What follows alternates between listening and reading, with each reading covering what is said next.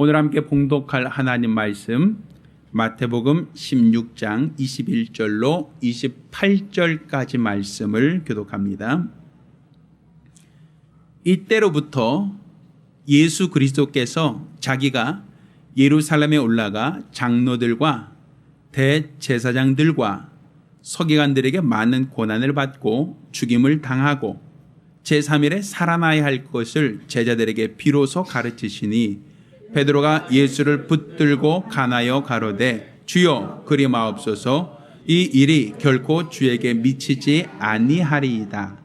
예수께서 돌이키시며 베드로에게 이르시되 사단아 내 뒤로 물러가라. 너는 나를 넘어지게 하는 자로다.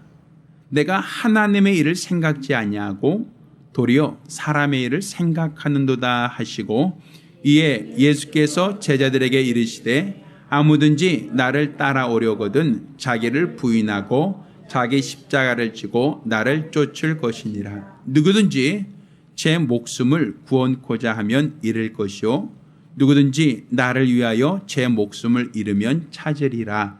사람이 만일 온 천하를 얻고도 제 목숨을 잃으면 무엇이 유익하리요? 사람이 무엇을 주고 제 목숨을 바꾸겠느냐? 인자가 아버지의 영광으로 그 천사들과 함께 오리니 그때 각 사람이 행한 대로 갚으리라. 진실로 너에게 이르노니 여기 섰는 사람 중에 죽기 전에 인자가 그 왕권을 가지고 오는 것을 볼 자들도 있느니라. 아멘. 자, 오늘은 우리가 읽은 이 본문 마태복음 16장 24절 이하의 말씀을 통해서 하나님의 일을 생각하자라는 제목으로 말씀을 함께 나누겠습니다. 우리의 믿음은 항상 하나님이 기준이 되어야 합니다.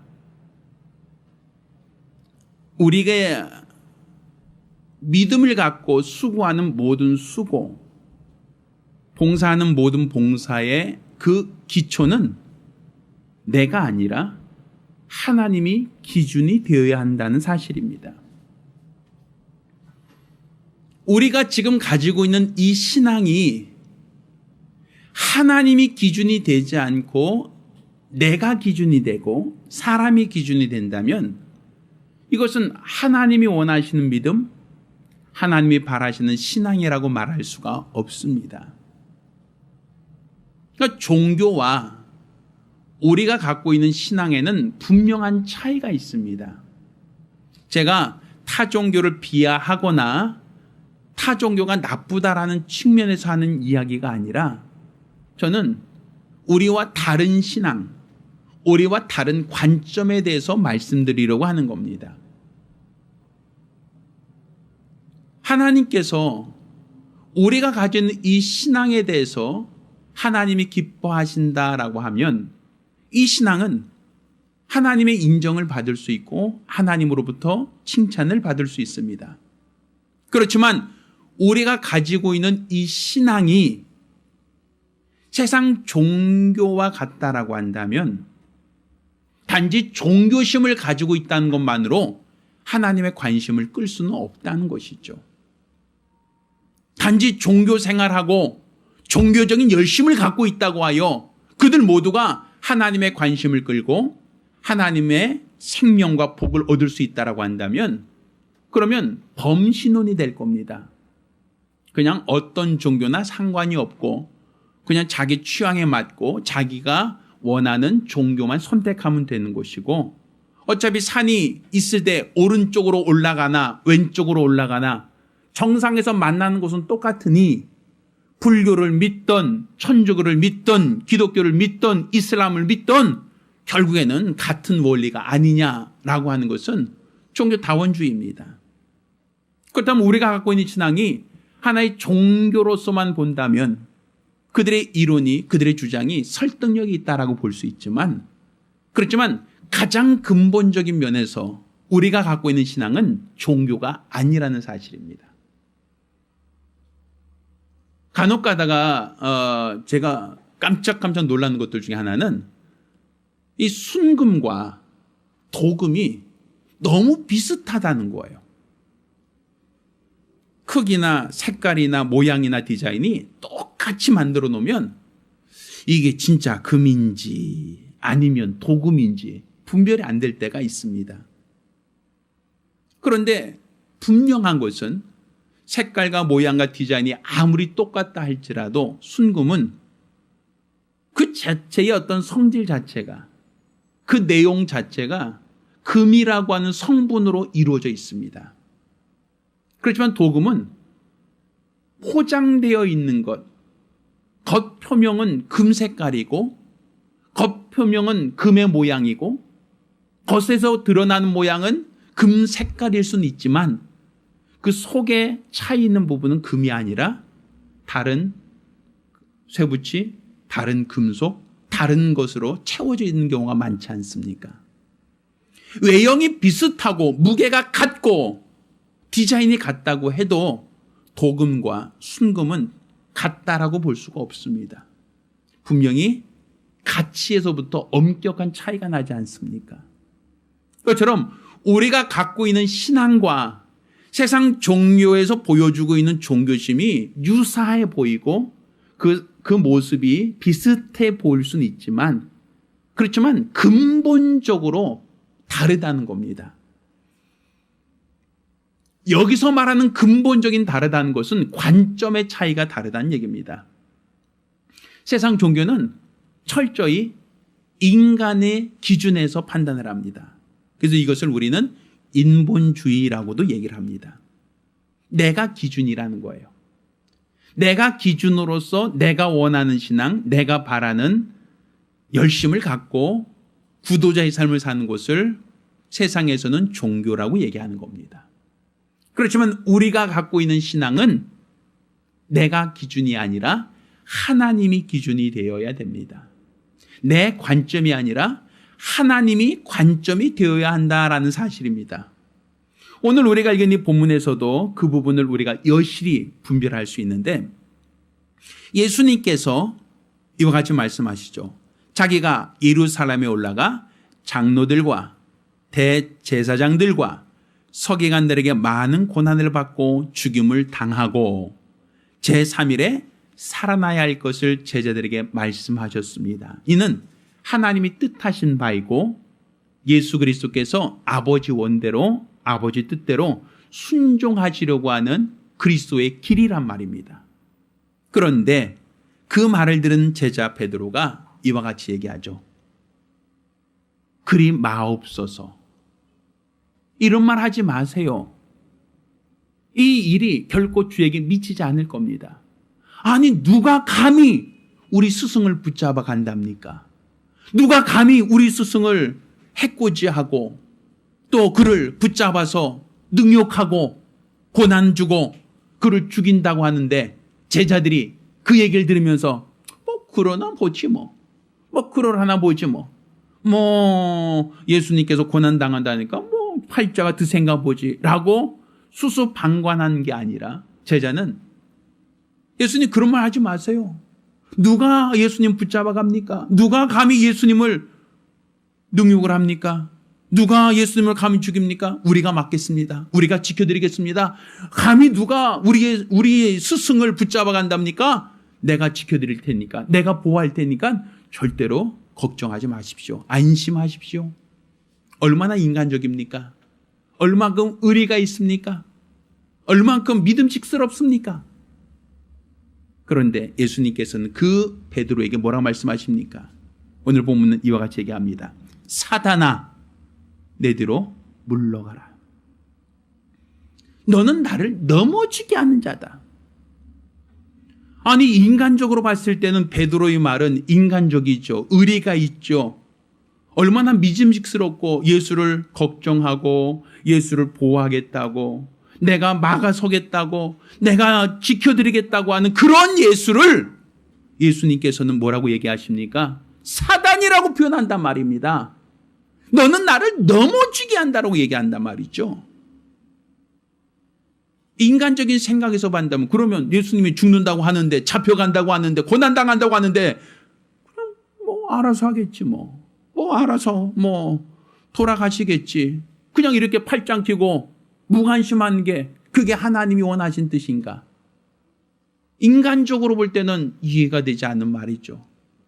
오히려 베드로가 우리가 심정적으로 봤을 때는 그가 우리가 생각할 때 믿음직스럽고 충직한 사람으로 보여지지 않습니까?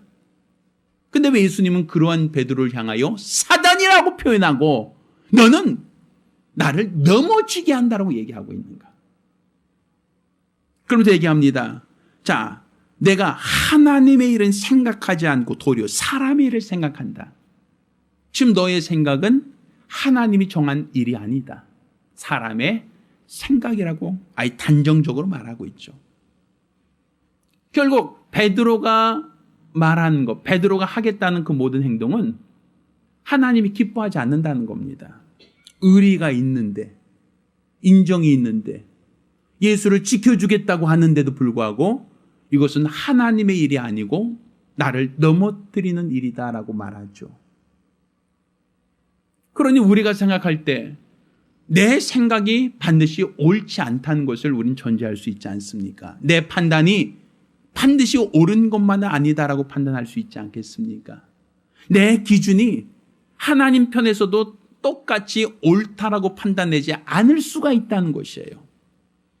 나는 이게 옳은 것처럼 보이고 나는 이렇게 하는 것이 맞는 것처럼 생각하고 나는 이렇게 해야 된다라고 생각하는데 그것이 오히려 하나님 편에서 봤을 때는 너는 사단이다. 너는 나를 넘어지게 한다. 너는 사람의 일을 생각하고 하나님의 일은 전혀 생각지도 않는다. 이렇게 하나님으로도 판단을 받는다면 그의 행위가, 그의 수고가, 그의 노력이 하나님으로부터 칭찬받고 인정받을 수 있겠느냐는 거예요. 결국 나는 열심히 했다라고 했는데 나는 열심히 수고했다라고 했는데 하나님으로부터 사단아 내비로 물러가라라고 하는 평가를 받는다면 너는 나를 넘어지게 했다라고 평가를 받는다면 그의 수고가 아무리 있었다 할지라도 그게 무슨 의미가 있고 무슨 유익이 있겠느냐는 것이죠. 따라서 우리는 어떤 행동과 어떤 수고를 하기 전에 이게 내 생각인지 아니면 하나님이 원하시는 것인지 분별할 필요가 있다는 얘기입니다. 이것이 내가 바라는, 내가 원하는 내 열심인지 아니면 하나님이 원하시는, 하나님이 바라시는, 하나님이 기뻐하시는 열심인지를 그것을 먼저 분별하고 나서 그 일을 하는 것이 옳다는 것이죠. 여기서 우리는 인본주의가 결국 하나님으로부터 인정을 받을 수 없다는 것을 우리가 이해할 수 있단 말입니다. 나를 기준으로 내 생각과 내 관점에서 수고하고 있는 모든 수고가 하나님으로부터 칭찬받기는커녕 오히려 넌 나를 넘어지게 한다고 책망받을 이유가 될 수도 있다는 얘기입니다. 그러면 인본주의의 가장 대표적인 성격이 무엇인가 하면 오늘 이 베드로의 어떤 고백에서도 보는 것처럼 하나님의 뜻을 생각하지 않고 인정, 애정, 동정을 하는 겁니다. 하나님의 뜻과 무관한 감정을 갖는 것이죠. 우리는 교회 역할을 많은 사람들이 이렇게 생각합니다. 교회가 교회다우려면 어려운 사람도 좀 도와주고 가난한 사람에게 구제도 좀 많이 하고 또 소외당한 사람들 그 사람들을 좀 많이 도와주는 게 진정한 교회의 모습이 아닌가. 교회라면 응당히 그래야 되지 않겠는가라고 사람들은 그렇게 생각을 합니다. 그래서 교회의 가장 기본적인 역할을 사회 참여, 사회 빈곤 문제라든지 기아 문제라든지 부패 문제라든지 세상의 어떤 문제나 세상의 어떤 여러 가지 분쟁이 있을 때 교회가 바른 목소리를 내야 된다라고 하는 그런 의미로서 사람들은 얘기를 합니다. 물론 저 역시도 동감은 해요. 필요성을 동감하고 있고 또 마땅히 교회가 빛과 소금의 역할을 감당해야 할 그 책무가 있다는 것을 저 역시도 동감은 합니다. 그렇지만 교회의 사명이 궁극적으로 구제가 아니라는 거예요. 교회의 사명은 동정에 기초한 게 아니라는 거예요. 교회의 가장 본질적인 역할이 어렵고 힘든 사람을 동정하고 부정부패를 척결하는데 교회가 앞장서야 된다. 마치 사회 정의를 구현하기 위한 교회의 사회적 책무를 강조하는 것. 물론 필요는 하지만 그 자체가 강화된다면 그거는 인본주의화 될 수 있다라는 얘기입니다. 우리도 알다시피 세상 종교에서도 구제 많이 합니다. 자선도 많이 합니다.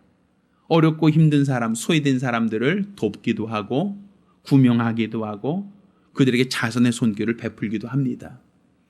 이렇게 착한 일을 많이 한 것 나쁘다는 얘기가 아니라 그 자체만으로 구원을 받는다. 그 자체만으로 영생을 받는다라고 할 수는 없다는 얘기입니다. 제가 예전에 어떤 가이드로부터 들은 말로는 이슬람교도 자선 행사를 많이 한다는 겁니다.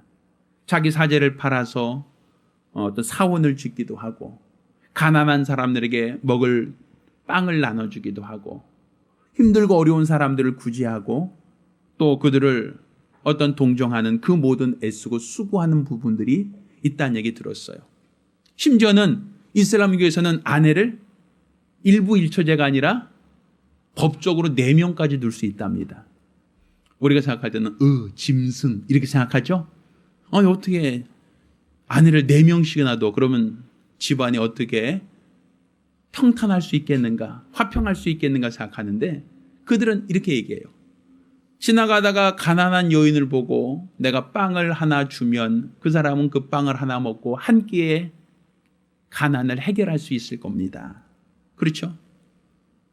그 사람이 추운데 떨고 있는데 내가 잠깐 우리 헛간에서 자게 하면 하루 동안 그 사람 추위를 피할 수 있을 겁니다. 그런데 또 그 다음 날은 허기져야 되고 또 그 다음 날은 추위에 떨어야 한다는 거예요. 그러니까 그렇게 가난하고 그렇게 힘든 여인을 내 아내로 삼아서 내 집에 살게 하고 내가 먹는 음식을 매일같이 주면 이게 구제다라는 거예요. 좋은 얘기죠?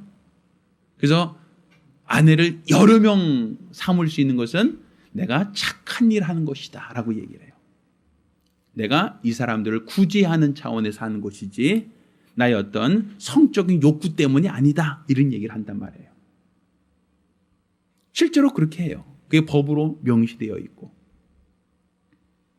이렇게 그 사람들은 구제, 자선, 착한 일 이것이 종교인의 삶이다라고 생각하여 실천을 합니다. 그런데 이렇게 구제하고 자선하는 것이 하나님이 뜻과 같냐 이거예요. 내 동정에서 시작하고 내 연민에서 시작하고 있다면 이건 인본주의가 됩니다. 하나님이 원하시고 하나님이 바라시고 하나님이 기뻐하시는 일을 하는 것이 우리의 신앙이라는 것이에요. 또 한 가지 우리가 인본주의로서 우리가 주목할 것은 기도를 하고 우리가 복을 받을 때 항상 내 기준에서 구한다는 거예요. 그래서 세상에서도 새벽 아침에 정한수 떠놓고 그 앞에서 비나이다 비나이다 천지신명계 비나이다 하면서 머리를 조아리는 사람들이 있습니다. 자, 그 사람들이 뭘 구합니까? 우리 남편 건강하도록, 우리 아들 서울 간 아들 공부 잘하도록, 우리 딸 시집 잘 가고 애 쑥쑥 잘 낳도록 뭐 이런 기도하겠죠. 우리가 구할 때 아이고 비나이다 비나이다 우리 집안에 아픈 사람 없게 하시고 또 비나이다 비나이다 우리 남편 로또 좀 사갖고 잘 좀 맞추게 해주시고 뭐 이런 거 비잖아 이렇게. 그들이 다 뭐의 기준입니까? 내가 원하는 것, 내 니드에서 시작합니다. 내가 필요한 것, 내가 바라는 것, 내 욕구에서 시작합니다. 그러니까 모든 기도야 그 시작은 어디서? 내 필요에서부터 시작되는 거예요. 난 이것을 원합니다. 주세요. 난 이것을 원합니다. 누리게 해주세요. 나는 건강하기 원합니다. 사고 안 나기 원합니다. 대학교 합격하기 원합니다. 다 뭐에서 시작하는 겁니까? 나로부터 시작을 하는 거예요. 나의 필요에서. 이것을 기복신앙이라고 얘기합니다. 물론 성경에도 하나님인 복의 근원이라 하셨고 우리에게 복 주시는 분이라고 하는 것을 성경 분명 우리에게 말하고 있어요. 그런데 기복신앙과 하나님이 약속하신 복으로 복받는다는 것은 근본적으로 달라요. 예를 들어서 우리가 어떤 그 대기업에 어떤 총수의 아들이 있다. 그런데 그 사람이 이제 평사원으로 회사에서 일하는 중에 어떤 여자를 만났어요. 그래서 그 여자와 이제 사랑하게 되고 결혼했더니 에고머니나 이 사람이 이 기업의 재벌가 아들이래. 그럼 어떻게 되죠? 뭐 드라마 같은 얘기죠? 어떻게 돼요?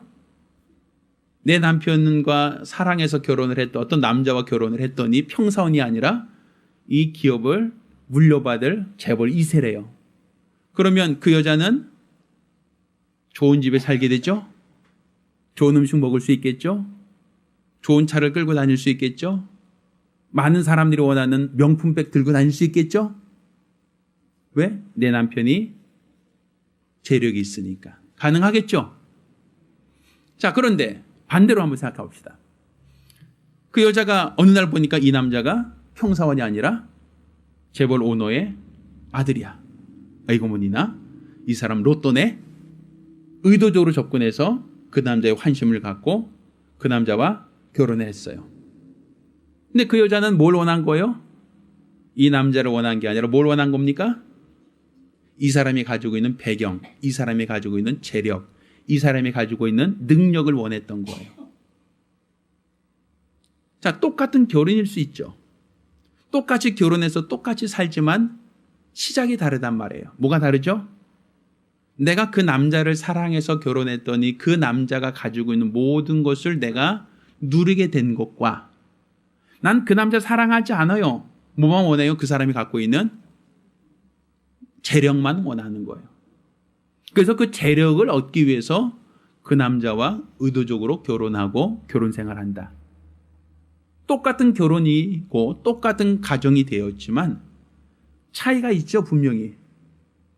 근데 우리가 하나님께 기도할 때 하나님 사랑합니다 라고 하나님을 너무 사랑합니다 라는 데서 우리가 하나님의 복을 받는 것인지, 아니면 하나님께 항상 하나님 복 주세요, 하나님 이것도 주세요, 하나님 이것도 필요합니다, 하나님 이거 안 주시면 안 됩니다.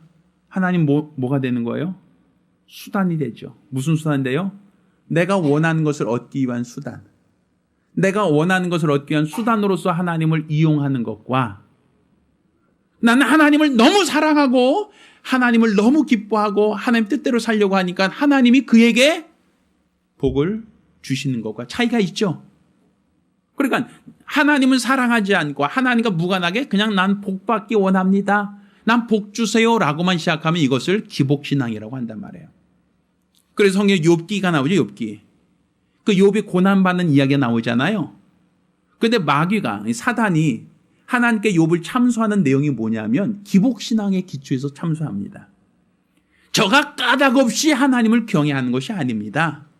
하나님이 지금까지 저에게 많은 재산과 많은 것을 주셨으니까 저가 그것을 얻기 위해서 하나님을 섬기는 겁니다. 만약에 하나님이 주신 복을 다 걷어가신다면 이 욥이라는 사람은 분명 하나님을 저주하고 욕하고 떠날 겁니다.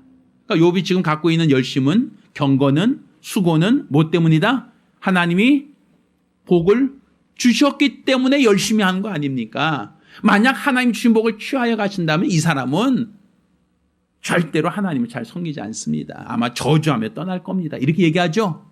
그러니까 그 마귀가 욥을 시험하는 그 시험의 그 배경에 뭐가 있는 겁니까?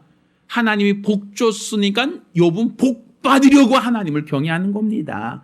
복을 받으려고 그가 애쓰고 수고하는 것이지 그가 원래 하나님을 경외하는 사람 아닙니다. 조건부적인 신앙이라는 얘기죠. 그게 하나님이 그럼 시험해봐라고 욥을 사단에게 넘겨준 이유가 되었단 말이에요. 그러니까 우리의 신앙이 조건적인 신앙, 우리의 신앙이 기복신앙에 기초한다면 하나님은 우리를 사단에 넘겨주고 시험해보라 할 수 있단 말이에요. 내가 재산 보고 저 남자와 결혼하겠다? 이거는 하나님이 기뻐하는 얘기가 아니란 말이에요. 하나님을 기뻐하고 하나님을 더 사랑하고 하나님 뜻대로 살려고 할 때 하나님이 약속하신 복을 누릴 수 있는 것이지, 하나님과 무관하게 복을 받으려고 하는 목적으로 하나님께 의도적 접근하는 것은 그건 기복신앙으로 얘기하는 겁니다. 또 우리가 신앙생활하면서 주지해야 될 것은 무엇이냐면 사람에게 보이려고 하는 지나친 영성이란 말이에요. 사람들은 내 행위를 강조해요. 그래서 내가 40일간 금식했어. 이런 얘기. 내가 얼마나 오랫동안 철야했는지 몰라. 이런 얘기들. 그러니까 내가 이만큼 했으니까 응답이 있겠지. 내가 이만큼 수고했으니까 응답이 있겠지. 이것도 인본주의예요. 이런 사람들은 주님 오시려고 얼마 안 남았어 하면서 재산 팔아서 주님 앞에 바쳐 이런 것부터 시작합니다. 그리고 영은 유익하고 육은 부정하다라는 차원에서 육체를 학대하는 것, 육체를 고행하는 것이 경건에 이르는 방법이다라고 그렇게 주장을 합니다. 그래서 그들은 정상적인 신앙생활이 아니라 가정이 붕괴되기도 하고 가정이 깨어지기도 하고 또 지나친 영성으로 인해서 가정이 붕괴된 경우를 너무 많이 보게 된단 말이에요. 제가 예전에 알았던 어떤 그 집사님도 저에게 목사님 저 기도하고 올게요 라고 해서 그분이 기도원에 가셨는데 한 3, 4일 정도 금식 기도하고 오시겠다는 분이 그 주간에 안 오셨어요. 근데 그 다음 주간까지 금식 기도하셨대요. 그리고 오더니 그분이 교회에서 예언을 하기 시작합니다. 그분이 집에서 잠자 말고 일어나서 남편에게 안수하고 아들아 너는 뭐가 될 것이다 이런 얘기를 하기 시작합니다. 무엇인가 자기가 아주 영성으로 아주 뛰어난 사람이 돼서 다른 사람들 난 하나님과 직통계시를 한다. 하나님이 나에게만 말씀하신다. 뭐 이런 얘기를 하고 시작하고 육체의 삶에 대한 부분을 터부시하고 부정하게 됩니다. 이런 모든 모습들은 하나님이 기뻐하는 모습이라 볼 수는 없어요. 내가 신앙생활하고 있다는 것은 세상 종교와 다르다는 겁니다. 세상 종교에서도 우리가 불교만 해도 출가합니다. 그리고 그분들 평생 고기도 안 먹고 산속 암자에서 평생을 어떤 고행하며 수도하며 삽니다. 천주교도 마찬가지겠죠. 수녀님이나 또 신부님들 보면 결혼하지 않고 수도원이나 아니면 어떠한 곳에 들어가서 평생을 어떤 그런 모습을 살지 않습니까? 뭔가 그들을 볼 때는 거룩해 보이고 경건해 보이고 의로 보일 수 있지만 그게 하나님이 보셨을 때도 동일하겠느냐라는 거예요. 내 기준에서 봤을 때는 그들은 참 훌륭하신 분, 위대하신 분, 존경스러운 분일 수는 있지만 그렇지만 하나님이 보셨을 때도 동일하겠느냐라는 것은 그건 하나님의 관점에서 보아야 하는 겁니다. 제가 아는 친구 중에 하나도 예전 다미선교회라고 하여 주님께서 이제 1991년인가요? 2년인가요? 그때 재림있다라고 해서 집 다 팔아서 교회에 들어갔어요. 그리고 매일매일 예배드려요. 매일매일 기도해요. 이제 주님이 이제 며칠 안 남았다고 해서 그분들 직장도 다 때려치우고 아예 그냥 모든 연을 다 끊고 이제 재산 다 팔아서 다 나눠주고 주여 이제 어서 오시옵소서 하고서는 그 날짜를 기다리고 있어요. 근데 그 10월 며칠이었던가요? 그날 추거가 안 이루어졌어요. 그분들 믿음이 어땠을까요? 그러니까 우리가 생각하는 기준, 우리가 생각하는 열심, 우리가 생각하는 기준이 아니에요. 항상 하나님이 기준이 되어야 돼요. 하나님이 원하시는 믿음, 하나님이 바라시는 믿음, 하나님이 원하시는 그 관점에서 신앙생활을 하지 않으면 우리는 세상 종교와 우리 신앙이 차별이 없단 말입니다. 그래서 오늘 본문처럼 너는 나를 넘어지게 하는 자라고 얘기할 수밖에 없지 않습니까? 오늘 본문에 예수님께서 이와 같이 얘기합니다. 이에 예수께서 제자들에게 계시되 아무든지 나를 따라오려거든 가장 먼저 뭐 하라는 겁니까? 자기를 부인하는 것부터 시작하라는 거예요. 예수님께서도 겟세마네 동산에 올라가 기도하실 때 무엇을 기도하십니까? 아버지여 이 잔을 옮겨주옵소서. 그렇지만 내 원대로 마옵시고 아버지 원대로 되기 원합니다. 뭐부터 하셨어요? 자기를 부인하는 것부터 있단 말이에요. 내 생각을, 내 판단을, 내가 하고 싶은 것을 부인하는 것부터 시작하고 아버지 원대로 되기 원합니다. 그 관점을 내가 기준이 아니라 아버지가 기준이 되기 원합니다. 하나님이 원하시는 대로, 하나님이 이끄시는 대로, 하나님이 정하시는 대로 하겠습니다. 그러니까 내 원대로 마옵시고 아버지 원대로 되기 원합니다라고 예수님이 기도하셨던 것처럼 예수님이 그 제자들에게도 자기를 부인하고 자기 십자가를 지고 나를 쫓으라고 말씀하지 않습니까? 그러니까 우리 신앙은 뭡니까? 결국에는 나를 부인하는 것부터예요. 내 생각을 포기하고 내 계획을 유산시키는 것부터 시작하는 거예요. 하나님이 무엇을 원하실까? 우리 하나님이 나에게 무엇을 원하실까? 하나님은 나에게 무엇을 기뻐하실까? 하나님 내가 어떻게 할 때 그분이 원하실까라는 거기서부터 시작을 해야 되는 겁니다. 내 기준에서, 내 판단에서 난 이렇게 할까? 이렇게 저렇게 할까? 난 이게 필요한데 여기서부터 시작하는 게 아니라 철저히 나를 내려놓는 것부터예요.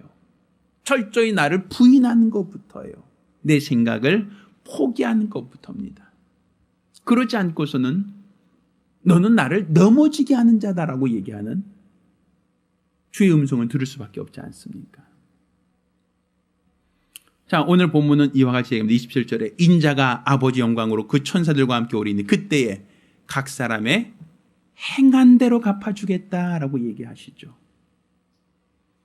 그러니까 네가 네 믿음, 네 열심 갖고 아무리 살았어도 우리 주님으로부터 칭찬 못 받는다면 결국 우리 주님 나라에 갔을 때 사람들은 저분은 열심히 했어. 야, 저 사람은 훌륭하신 분이야. 저 사람은 대단한 분이야. 라고 사람들에게는 칭찬받고 사람들에게는 인정받았을지 모르지만 하나님 뜻과 무관하게 내 열심만으로, 내 수고만으로 살았다면 예수님 당시에 장로들과 대제사장과 서기관들, 사두개인들처럼 자기들은 사람들에게 인정받고 사람들에게 칭찬받을지 모르지만 우리 주님은 독사의 자식들아 회칠한 무덤하고 그들을 책망하지 않으셨습니까? 내 기준에서, 내 관점에서 하는 신앙이 이렇게 하나님 앞에 섰을 때는 백일하에 드러나고 인정받지 못한다는 사실입니다. 따라서 우리의 믿음은 철저히 하나님이 원하시는 믿음에 기초로 해야 되는 겁니다. 우리가 금년도 예수를 따르는 제자가 되자고 우린 슬로건을 정하고 기도하고 있습니다. 그럼 우리가 예수를 따르는 제자가 되는 이 방법, 어떻게 해야 저와 여러분이 예수를 따르는 제자가 될 수 있겠는가? 결국 오늘 본문에서처럼 자기를 부인하고 자기 십자가를 지고 나를 따르라 하고 주님이 말씀하신 것처럼 철저히 사람의 일을 버리고 하나님의 일을 생각하는 사람이 신앙인이고 그런 사람이 우리 주 앞에 서는 날 잘하이다 칭찬받는 참 제자라 말할 수 있는 겁니다. 저는 여러분이 훌륭한 종교인이 되는 걸 원치 않습니다. 여러분이 하나님이 기뻐하시는 신앙인 되기를 원합니다. 내 관점에서, 내 기준에서 신앙생활하는 사람들이 아니라 하나님이 원하시는 뜻을 깨닫고 그 뜻대로 살려고 하는 신앙인들 되기를 예수 이름으로 축원합니다. 하나님은 그와 같은 자를 예수의 참 제자라 하시는 겁니다. 여러분 주 앞에 서는 날 우리 하나님 앞에 칭찬받을 수 있는 거룩하고 복된 성도들이 되기를 예수 이름으로 축원합니다. 기도하겠습니다. 우리 같이 기도하실 때에 주여 나로 종교인이 아니라 신앙인이 되게 하여 주시옵소서. 내 기준에서 내 관점에서 내가 생각하고 판단하는 대로 수고하는 자가 아니라 우리 하나님이 원하시는 대로 하나님이 기뻐하시는 대로 신앙생활을 할 수 있는 거룩한 자 될 수 있게 해달라고 간절히 사모하며 한 목소리로 기도합니다. 우리 모두가 내 기준에서 열심을 갖는 종교인이 아니라 하나님의 관점에서 하나님의 기준에서 하나님을 기쁘시게 하는 신앙인들 되기를 예수 이름으로 축원합니다. 할렐루야. 이제는 우리 주 예수 그리스도의 은혜와 아버지 하나님의 극진하신 사랑과 보혜사 성령님의 교통하시고 역사하심이 오늘 이와 같이 일평생 내 기준이 아닌 하나님의 기준으로 하나님이 원하신 뜻을 쫓아 믿음으로 살기로 결심한 우리 모든 성도들과 가정들 위해 이제로부터 영원까지 함께 있을지어다. 아멘. 우리 하나님께 영광을 돌리겠습니다.